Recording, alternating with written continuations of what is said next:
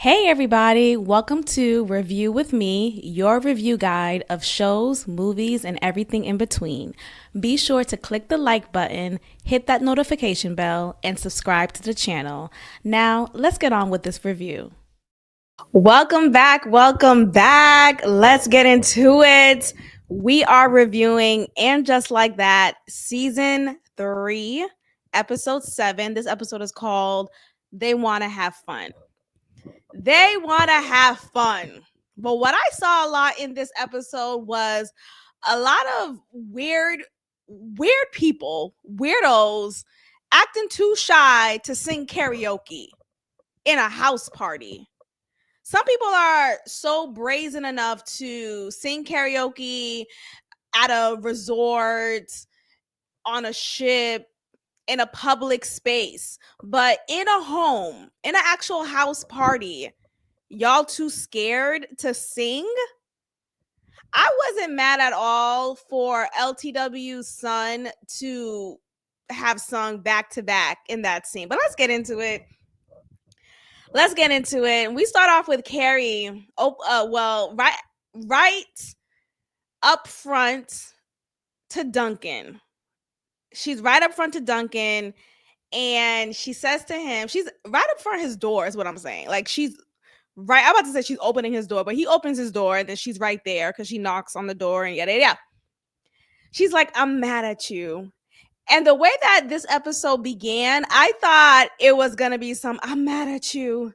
I can't stop thinking about you since the other day. And then they just start making out. I'm like, wait, is this a dream sequence? Or are we really seeing something going on?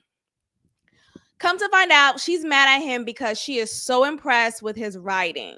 And she is just so mad that he's such a great writer.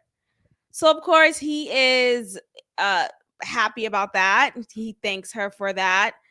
Then we cut to the next scene and we learn that Lily's boyfriend broke up with her. And throughout this episode, she is devastated. Her gay ass boyfriend broke up with her. And she's so girl, if you don't leave. Anyway, God bless. We get to this lady here who I guess she's going to be a reoccurring role, at least for the next few episodes, because we learn by the end of the episode, she actually wants to stay in New York for a few more days. This woman here is Gia. Gia is the mom of Anthony's partner. I forget his name, and I never remembered his name, it seems like, because I don't have it written down. But she is the mom of Anthony's partner, and she is totally not impressed with Anthony. She has a bad first impression of him. She thought that he would have been a hunk of lover type of guy, like very attractive. But when she walks into his bakery shop, uh, rather than being impressed about how the bakery is run and seeing the amount of patrons there, she instead is upset that he's short and he's not pleasing to the eye. And this is the guy. So we see there's something going on there. We get to Carrie. Carrie and Miranda, they're walking down the sidewalk. And Carrie, I think she has a hard on for Miranda. I think she does. I don't know if she just has resentment towards her from, remember back in the Sex and the City days when Miranda called out Carrie for being quote unquote stupid enough to return to Big and do the whole Big thing again. And she said it in a way that, of course, if you were Carrie in that moment and you probably just want to vent or just want to talk to your friend, you may feel embarrassed, right? Let me see if I can find that clip, y'all. But we know, if you, of course, if you are a Sex and the City fan, right? You've seen Sex and the City, you know what scene I'm referring to. They're in that, where is it? They're in like a shop, a thrift store, it looks like. And Carrie is yet again finding herself being pulled back into the ropes of Big. And Miranda is just annoyed. Like, I had to pick you up again and again after being heartbroken by this man. Why are you entertaining him? Like, I'm not, don't call me when it falls apart. Don't cry to me. I'm done with it. So here's the thing with that. I'm trying to find the scene. Here's the thing with that. Oftentimes, when women vent to their homegirls, the women, like her friends, like the friends, they don't forget, right? They don't forget. They hold it tightly. And one could say, oh, it's just me being a good friend, right? I'm holding you accountable. I'm making you remember what you went through. But on the other hand, it's also hard to, I found it, it's also hard to tell your friend that because they're not interested in recognizing their patterns. So let me go ahead and play this scene. I hope I don't get dinged for it, but I'm using Reddit. Shout out to Reddit. Shout out to all the Redditors out there. Gang, gang. But let's go ahead and get into it. This scene right here, magnificent acting, incredible writing. And I wish we would see examples of this writing and acting in this reiteration of Sex in the City. But let's go ahead and circle back to a moment in time. You would say that to me. I can't believe you would say that to me.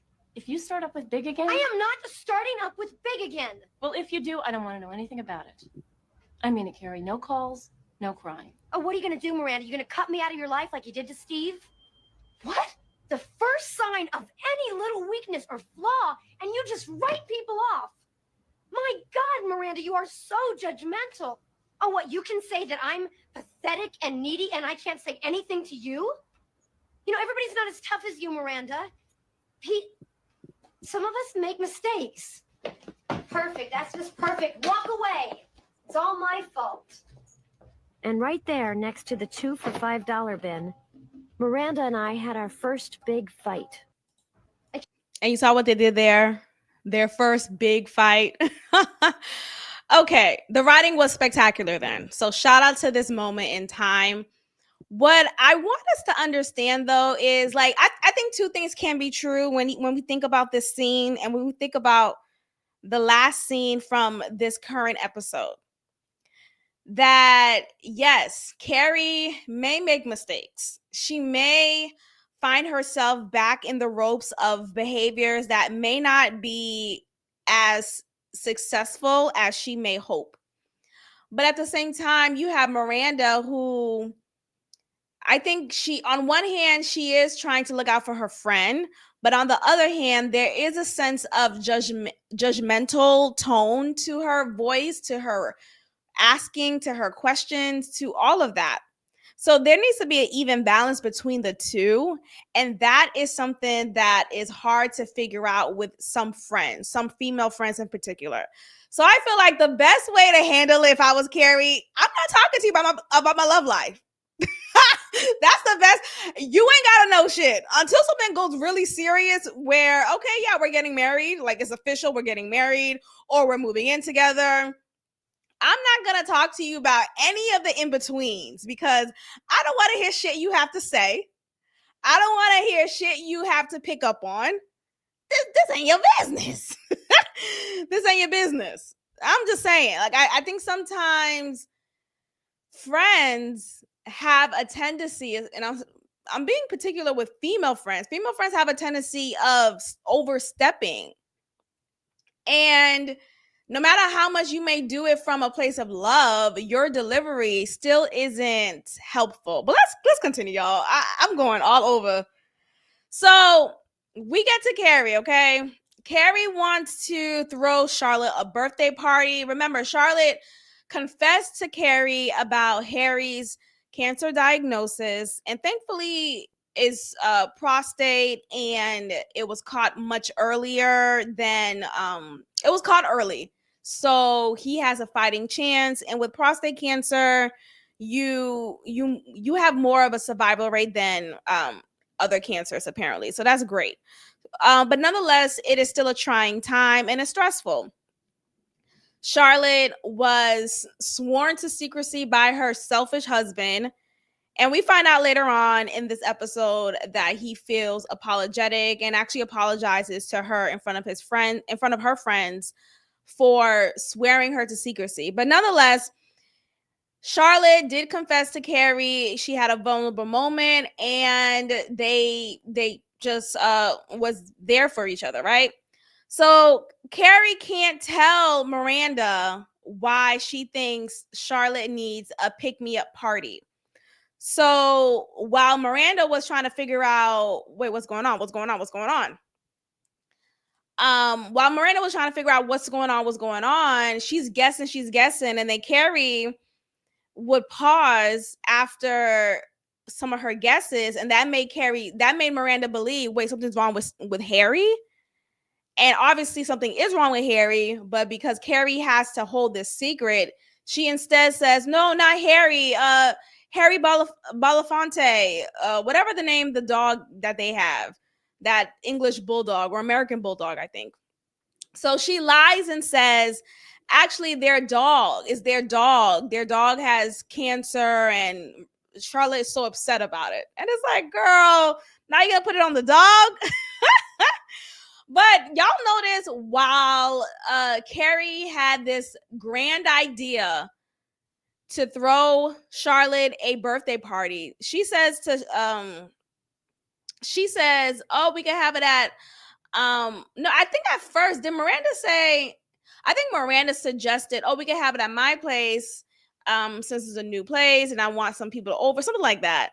Nonetheless, Carrie just like, no, not, well, my place is bigger. And it's the way that Carrie responded to that was just another slap in Miranda's face. Like, no, I have a bigger place. Nobody wants to be tied up in your little studio. Like, girl, first of all, Carrie, you just got this big ass house, and that's not on your own accord. Thankfully, your dead husband had money and you were able to reap the benefits from that. Let's start there, Carrie. Let's start there. Not too much on Miranda. At this point, I have to stand Miranda, even though I didn't like her the first 2 seasons of this show, because her and Shay was just, girl, what? Or they what? But Carrie, not too much on Miranda. Miranda made her money from her own talents and accolades. And though her money all of a sudden was looking funny style since the divorce from Steve, she still got it. It wasn't on the backs of her dead husband. So Carrie, not too much. Somehow she's this writer that, and I mean, typically the stereotypes of writers, they're broke. They only get money once they get the advance, and they are not saving their money. No, they have to use the money right now to sustain themselves. So we never see any examples of Carrie getting a very lucrative book deal. No. The only reason Carrie is living in this big ass not penthouse, but this big ass brownstone that she owns, and Duncan has a tenant who only lives there 6 months out of the year, is because Big is dead. Yeah, she married right. She had a hypergamous marriage with a man who finally decided to get married again. This is his 3rd wife, and he left you some money. That's the only reason, bitch. And I'm sure there's insurance from his death. But let's keep it a buck. Carrie, you didn't earn this house on your own, on her back. Maybe she did. But the point is, I think Carrie, she's just shooting at Miranda, and I'm sick of it. I'm sick of Miranda taking it too. I get it now that she's in the space of like re-identifying who she is, so she probably feels vulnerable. But bitch, stand up and be like, who the fuck you talking to? That's what I want Miranda to say, bitch, who the fuck you talking to, when she's talking to Carrie. Anyway, Seema is going through financial turmoil as well. She had to get rid of her first driver. Well, not get rid of, she couldn't afford him anymore. And she has to succumb to the train of New York City and take Ubers and not be able to get just first class rides to anywhere. So she has to go to the hood to get her lashes done. And I didn't even bother to find, I couldn't find any still photos of this scene. So just take my description as best as you can. She's in the chair getting her eyelashes done. You have this freak of a man wearing a weave while he has a whole mustache on, wearing a two-piece set, and he has his midriff showing, and he has the nerve to have fake nails on. Enough. My eyes. Okay, my eyes. At that point, I would have been like, you know what? I'll just use mascara. I'm good. That was really, I wrote down here, Seema gets her lashes done by an over dramatic cross dresser. And it's one thing if you're doing all of that and you're amazing at your job, but come to find out, Seema, in the next scene, you see her eyes poked out, you see blood stains, you see blood marks around her eyes. Girl, what did he do? You dressed in all of that, being all just showboaty in your appearance, and you're not good at your job? Okay. Miranda invites her girl Joy to the party. Oh, before they have a party, yeah, so she's inviting her. She tells Joy, hey, this party is for Harry the dog. He is dying, and we're trying to lift the spirits up of Miranda, of Charlotte. Carrie has lunch with Gia, and Carrie is talking about her relationship with Aiden and how his one son out of the three, right? Yeah, his one son, Wyatt, he doesn't like her, though they have some type of contention, and she's trying to navigate that. Gia, what does she says? Gia says, Gia is mute about, I don't know what she said. What did I write down? She said something. But my thing is, I mean, look, you can get advice from anybody, but I feel like all of my life watching this show, Carrie is always seeking advice about her relationship. When the irony is she's this sex relationship or sex columnist, or she once was, and she can't figure it out for herself. Carrie tries to hold down the fort for Anthony and tried to, big him up in front of Gia. Gia's not happening. Gia is mute about her feelings for Anthony. And we don't really understand why. It's one thing to have a poor impression of him because maybe he had a potty mouth when she first met him, or in comparison to the other guys that she saw in the shop, she was hoping that he was going to be just as handsome. But like at this point, so what? Like, what's going on? Is there something going on? I'm thinking, like, did Gia had, because there was a moment in the episode I thought, did Gia slept, like at one point did Gia had sexual relations with Anthony and she's feeling some type of way about it? Something's off. So we get to a scene of Charlotte at the store, at this shopping center or this department store, and she sees Harry. Harry's trying to act like he didn't see her or that she didn't see him. And she's calling his name. He finally turns around. You see this woman come next to him, and her name is Bonnie. And I didn't get the impression that Harry was seeing someone else. No. But come to find out that Harry was seeing this woman, but only because she is his personal shopper. And she is the one who purchases and figures out what works best for Charlotte to wear. And he also told Bonnie about his health. So Charlotte found that out and she was upset. Like, how could you make me swear to secrecy to not tell anyone, and yet you told Bonnie? We get to Seema. Her eyelashes get infected. Like I said, her and Adam, they're having a little cute banter. Adam again is Carrie's gardener, and I wrote down he's moseying around the kitchen. Like he's so comfy. First of all, Carrie, you have these men walking in, chop chop. I just think it's so weird. Like, first of all, how long does it take to revamp your tiny backyard? How long? And I feel like with these gardeners or any landscaper, any of them, they purposely take a long time because they want to bill you the hours. So the more hours, the more money. Adam picks out Seema's lash and blows it for her. That was a little weird moment. I think it was supposed to be sexy, but I just don't find Adam attractive. So that was a dud. So we get to this scene here. We finally get to started with this party. Miranda comes in and she's the life of the party. I want to party with Miranda with her gay ass. I want to party with her. Why? Because she is unapologetic when it comes to herself. When it comes to Carrie, she's apologizing all day, all night. Because, can I suck your dick? Just very, where's your backbone?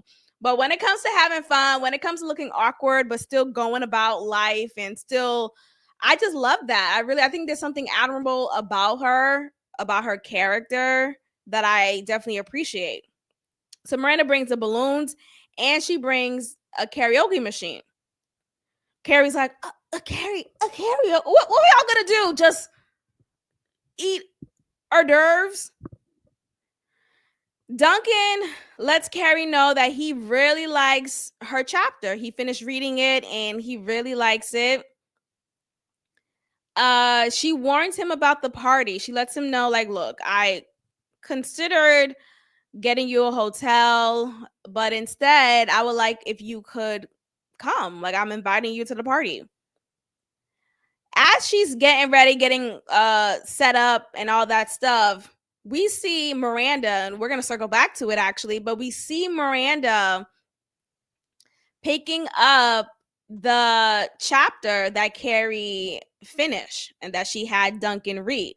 We see Miranda pick it up, and the first line of this chapter, something like, she didn't realize what she got into. So we'll get back to that in a moment, but just keep that in mind, okay? So LTW comes in with her whole gang. Like, first of all, where's Mekhi Brooks?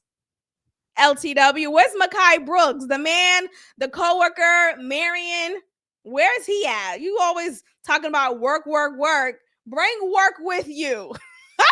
Let me see that hunk of lover. He is too fine to not see him again. Let me see him again. So LTW's son, he is singing, he is feeling the music, he's giving it a show. Everyone's in the background like, oh my.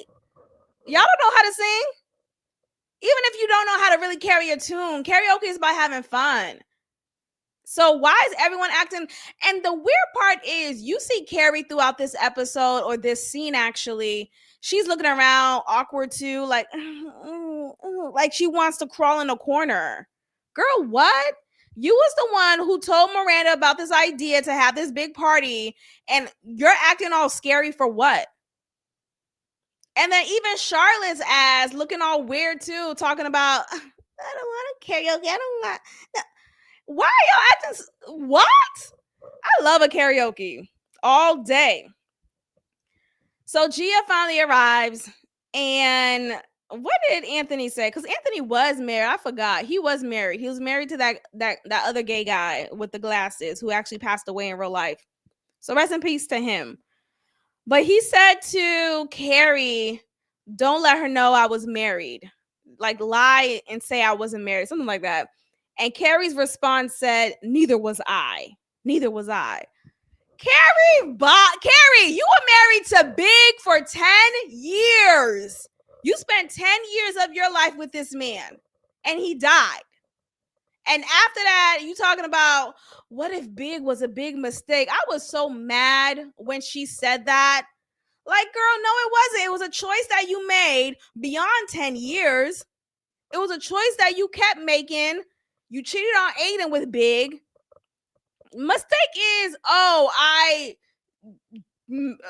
spilled my coffee. That's a mistake.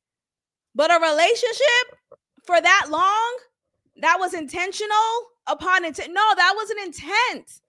You intended to be with this man year after year, decade after decade, talking about neither was I. Girl, I don't like that. Like, don't get with somebody new and they act like you didn't have a past. So we get to Miranda.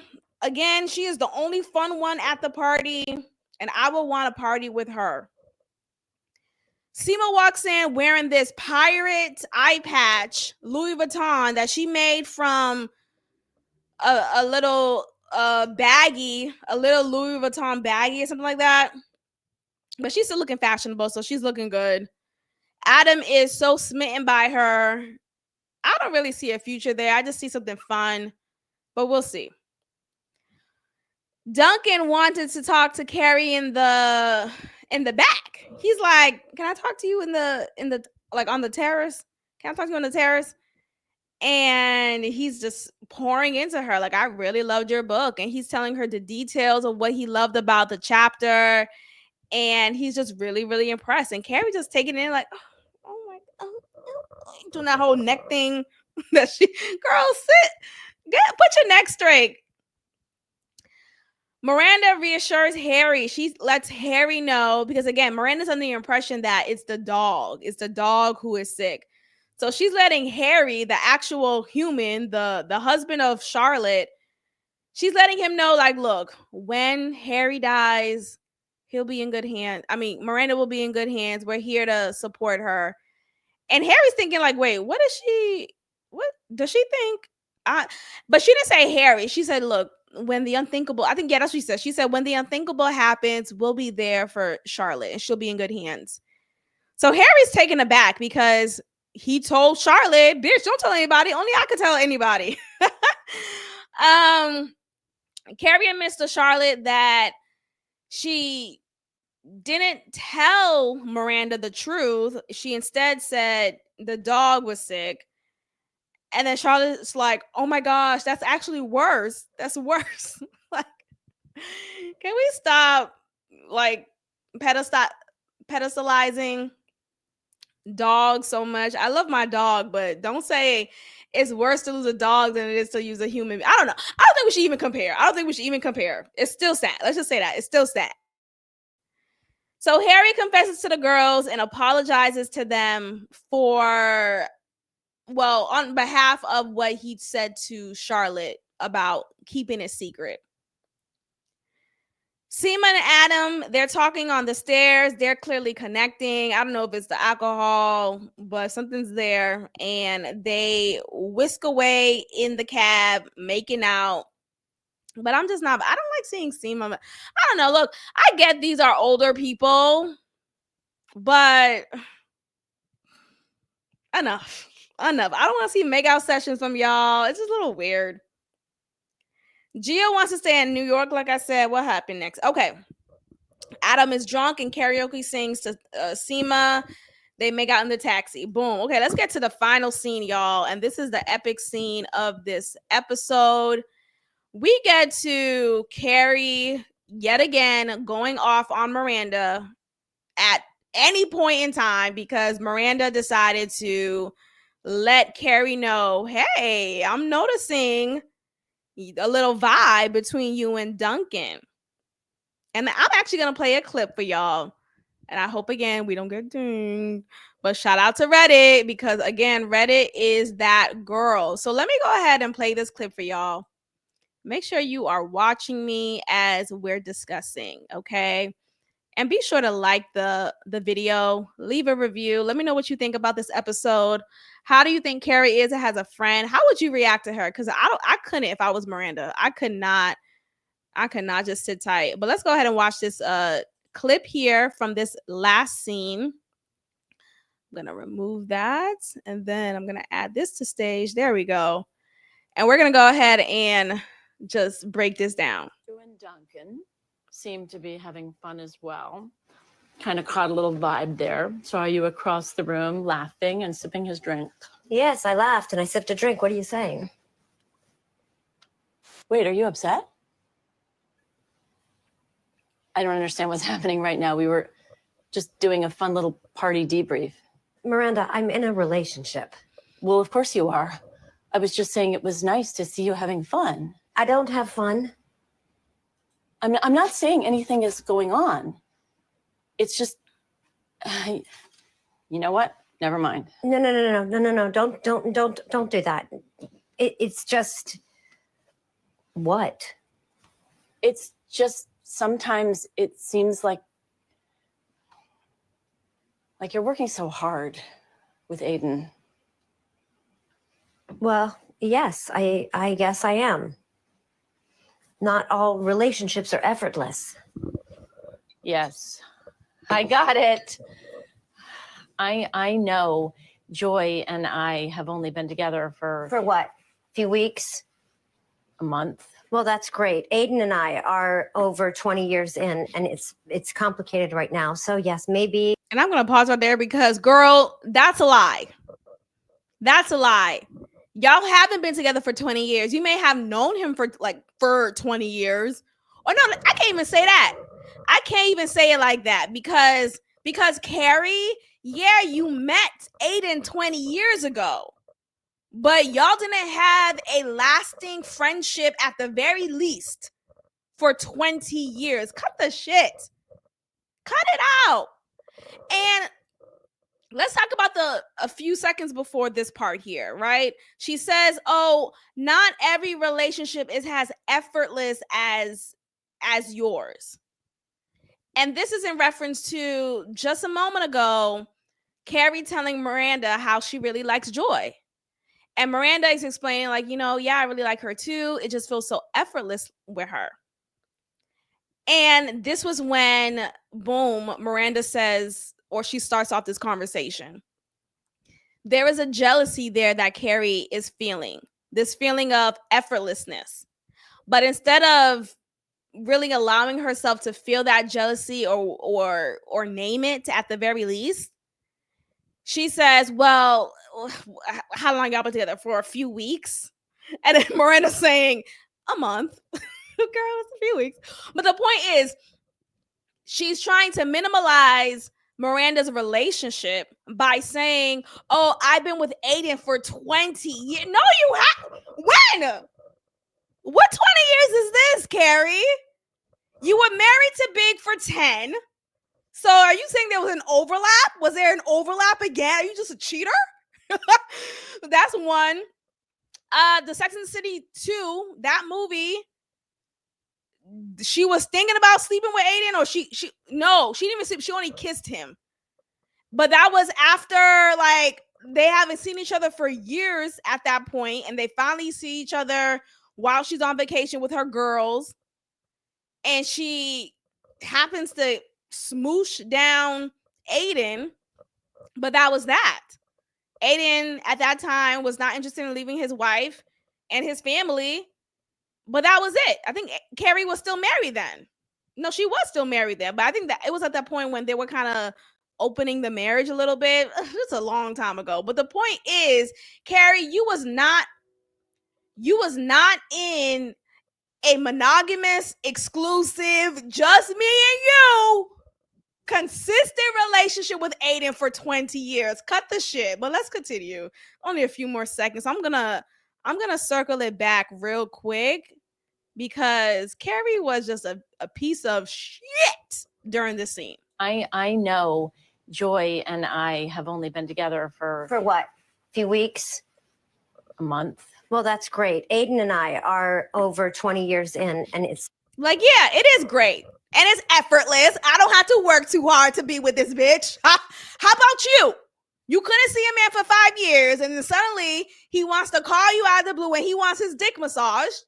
But you talking about, over 20. Oh, I actually was wrong. She said over 20 years. You're wrong, Carrie.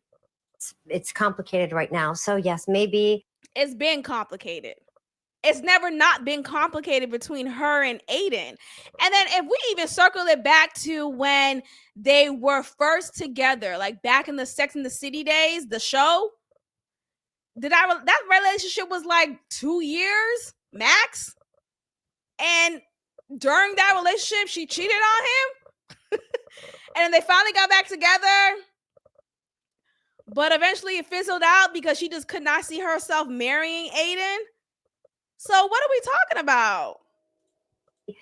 I laughed and had a sip of scotch. I am allowed to laugh and sip scotch. Of course you are. That's what I'm saying. No, that's not what you're saying. What are you really saying? Nothing. Just okay. I was hoping that scene also had, I forgot it didn't, but that's pretty much it. That was the last scene. Miranda gets to the whole reason why she kind of brought this up, and she said, look, I read your book. Well, not the whole book, but I read that chapter, or at least a little bit of that chapter. And she says the woman wondered what she has gotten into. Carrie tries to gaslight her and say that book is based off of a woman in the 1830s. And then Miranda's backtracking. Oh, okay. I didn't continue reading. I didn't know. Girl, even if you did know, Carrie, this is you though. You trying to say women in the 1830s didn't know what they were getting themselves into either? Come on. Carrie, you saw a little bit of yourself. You were speaking from a little bit of yourself into this character or into that line. And Miranda saw that. She caught on to that. And that's why Carrie's upset. So it's a mixture of things. She is upset or is wondering and is feeling complex about what she had gotten herself into with Aiden. And she probably guilts herself because of these developing feelings that she may have for Duncan. She's probably low-key jealous of Miranda for having this effortless relationship with Joy. And all of these things are in her face. And she's feeling some kind of way. And that's normal. That's natural. That's all of these things. And I wish Carrie would have felt comfortable enough with Miranda to share that. Like, yeah, I do like Duncan, or I like having him around. He's pretty cool to talk to. But I really love Aiden, and I'm hoping that it works out. Right? Like, say that. Keep it a buck. And then Miranda could have brought up, yeah, I read that first line of your chapter. The woman wondered what she has gotten into. What is that about?